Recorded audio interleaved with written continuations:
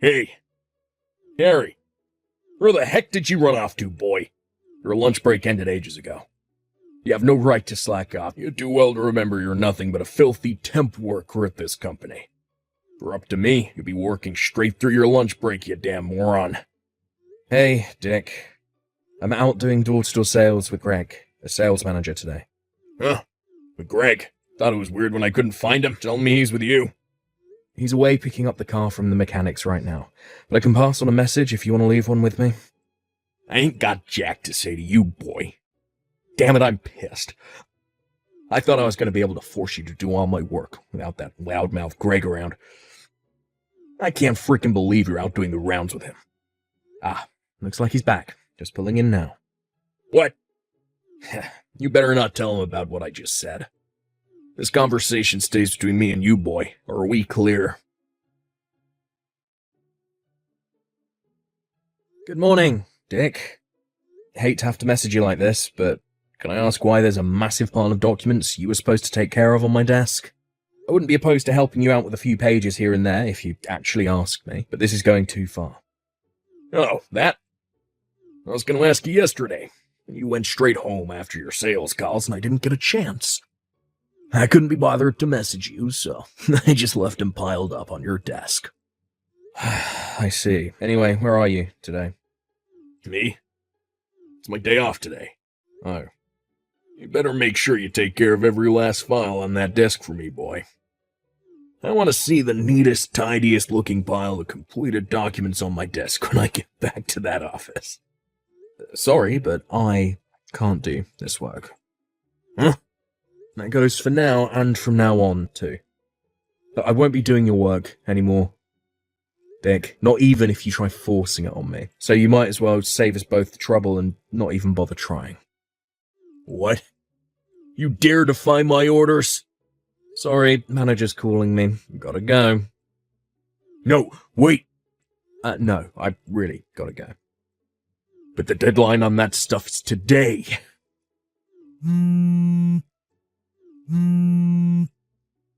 Answer your goddamn phone, boy. I'm a full-time employee at this company, you damn temp piece of crap. You do not have any right to disobey me. You there, Harry, you pathetic little low-life worm. You finally slithered into the office, huh, worm boy? Anyway, stop slacking off in the lobby. I saw you stood around doing nothing near the reception desk, you know. Do not let me catch you speaking to Layla on reception, either. You have no right to even breathe the same air as that girl. You filthy, miserable, worthless temp scum. Oh yeah, and that ain't all. Do you have any idea how much trouble you've caused me by slacking off these last 2 weeks, you little pipsqueak? I'm gonna teach you a lesson. You'll know what happens to people who mess with the big boys soon enough. You better prepare yourself for the hell that's about to rain down on you, worm boy.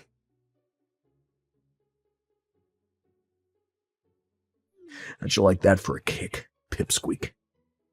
Bet it hurt, didn't it? You know what? Kinda reminded me of my old high school days, back when I used to flush nerds like you's heads down the toilet. I got a nostalgic throb in my right leg thanks to you, loser. You know what they used to call this right leg in my school days? The Nerd Buster, and based on how far you went flying. I can still bust nerds with the best of them. Yeehaw!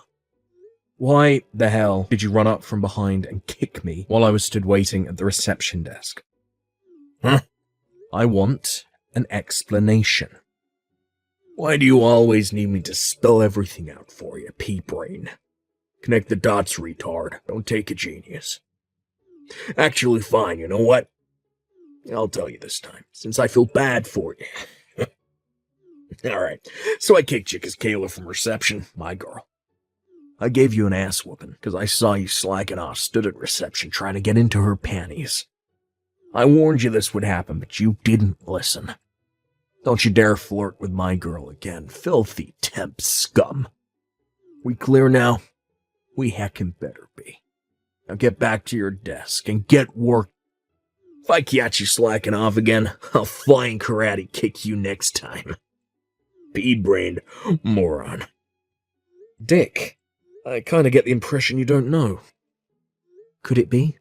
No what? I came for our biggest client company, Sadler's Stationery. Huh? They offered me a full-time contract a while back. I finally decided to take them up on it and left your company 2 weeks back without updating my temp contract.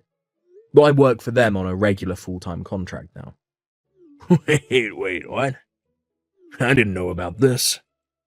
Well, that's strange. I announced it in front of everyone at morning call about a month before my contract ended. Well, I just said I didn't know. Well, Dick, whether you know or not changes nothing. I announced it in front of everyone at morning call, got a huge round of applause, and then everyone even pitched in for a goodbye card and a bottle of whiskey on my last day. Aren't they a great bunch? Well, I just said I didn't frickin' know. Anyway, the bottom line is I hold a senior position at Sadler Stationery, your company's biggest, most long-term client. The reason I visited your office today was to introduce myself as the person in charge of all dealings with your company, alongside the announcement of the establishment of a new department at our HQ. The plan was to have some lengthy discussions with your superiors about the future of our business dealings together. But unfortunately, I twisted my ankle with the momentum of you kicking me across the lobby, and I'm in no condition to be discussing business anymore. Wait, what? Seriously? I just got treated at a local doctor's and received a diagnosis certificate. Well, I'm about to head back to your office and wait for the CEO of Sadler's Stationery to come pick me up. He seems awfully concerned about me and wants to know exactly how a routine introduction ended up with me at the doctor's with a twisted ankle. Let me guess, Dick, I bet you're currently up to your old trick of hiding away on the roof where you think no one can find you right now, aren't you? What? Your CEO is coming. No way. I'm not hiding. Oh, that's weird. You see, your boss says he can't find you anywhere. The entire company's looking for you as we speak. Based on what my contacts tell me, it's chaos. Oh my god. Are you serious? Oh, this is bad. Real bad. Adam, our company's CEO would like to ask you a couple of questions. We have to get to the bottom of exactly what happened in that lobby and find out what possessed you to kick me so hard I went flying across the room. Naturally, I told him there's a 90% chance you took the key to the roof, which is supposed to be out of bounds, from the caretaker's office, and are currently hiding up there like you always do when you don't feel like working. How the heck do you know about the roof? Oh, I wonder. I can hear footsteps. Someone's coming up the staircase. Listen, Dick, the best thing you can do here is to accept your fate and do as the cops tell you. I don't need to tell you how trigger-happy they can get with people dumb enough to resist arrest, do I?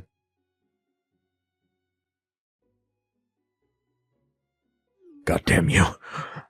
I lost my goddamn job because of you, asshole. How are you gonna make up for this? I was set for a promotion any day now, but now I gotta find a new job because of you. A promotion? Really?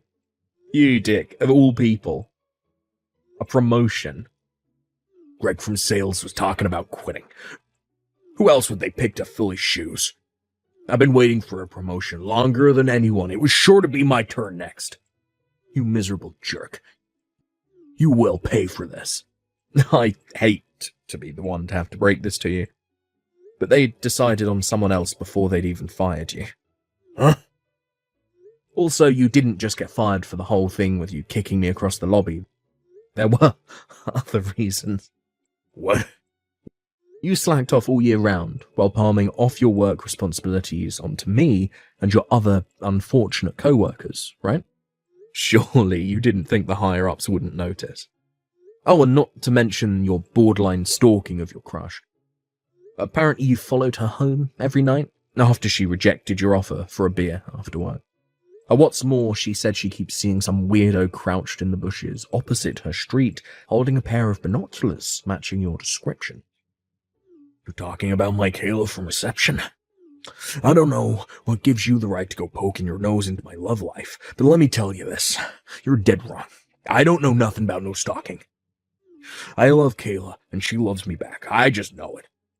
She's playing hard to get. So, you know how some girls do that. Oh, wait, what am I saying? Of course you know. You're probably a virgin, right? You loser dweeb. Stalking my ass. I ain't never heard anything so stupid. You do know Kayla's engaged, right? Huh? Wait, what? Kayla's engaged? Not only that, but she has 2 children. You're lying. No, my girl wouldn't do this to me. Seriously? My Kayla, a housewife, with 2 kids. Yup. Oh, wait, it gets better. Wait till you hear who her husband is. A Greg, the manager from sales. You know, your superior. What? They have the same surname, right? You never thought that was weird? Huh? Oh my god, you're right. I never noticed. Oh, yeah, that reminds me. I figure I should make this as clear as humanely possible to you, since you probably weren't listening when it got announced during morning call, just like you weren't that time with me. But the reason Greg is resigning is because he's moving to Sadler's Stationery, which means me and him are going to be working at the same company real soon. What? His reason for leaving is pretty much exactly the same as mine.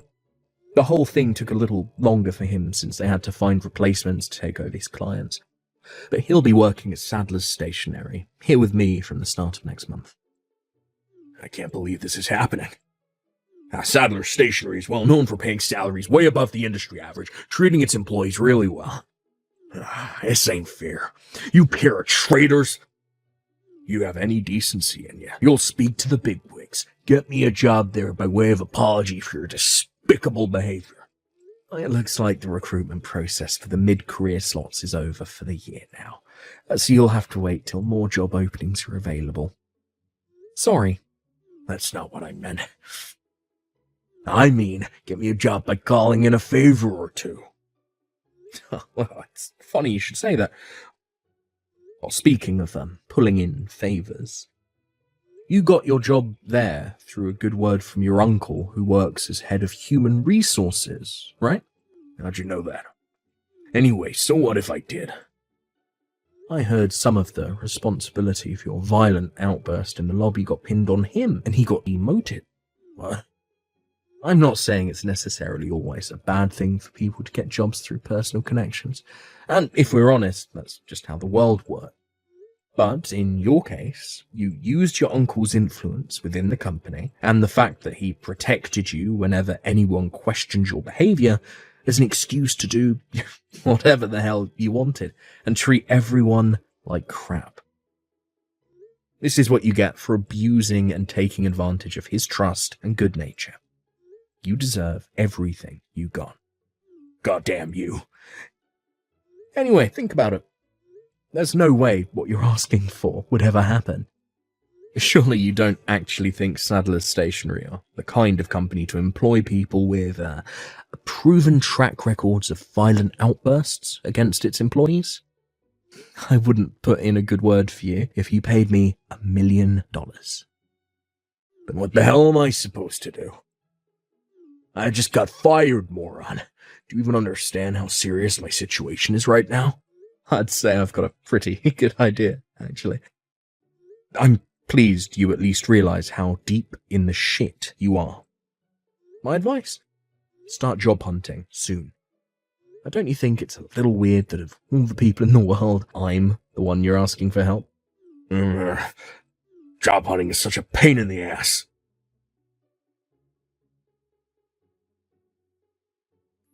Hey, Harry. What the heck is this crap? A bill for compensation? I don't understand. Hey, answer me. You do realize I could have gone to the cops, filed charges against you, so you'd have a criminal record for the rest of your life, right? You should be counting your lucky stars. It's only compensation I want. Huh? Your old company managed to beg my bosses not to terminate their contract after your outburst, so fortunately for them, it's business as usual. As for me personally, excluding yourself, I got on with everyone at that company, like a house on fire, and I'm super grateful for all they did for me during my time there.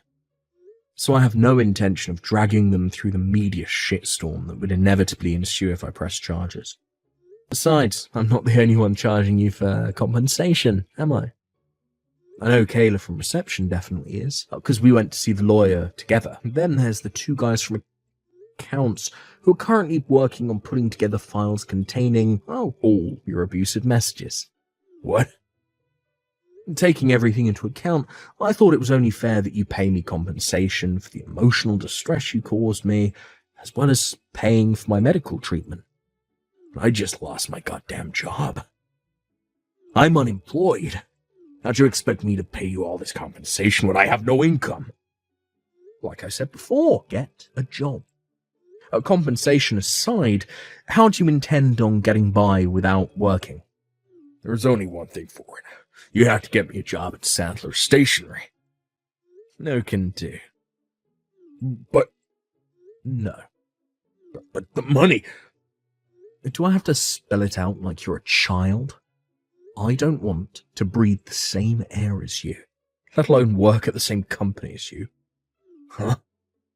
Wipe your own ass, you abject failure of a man. Oh my God, Harry.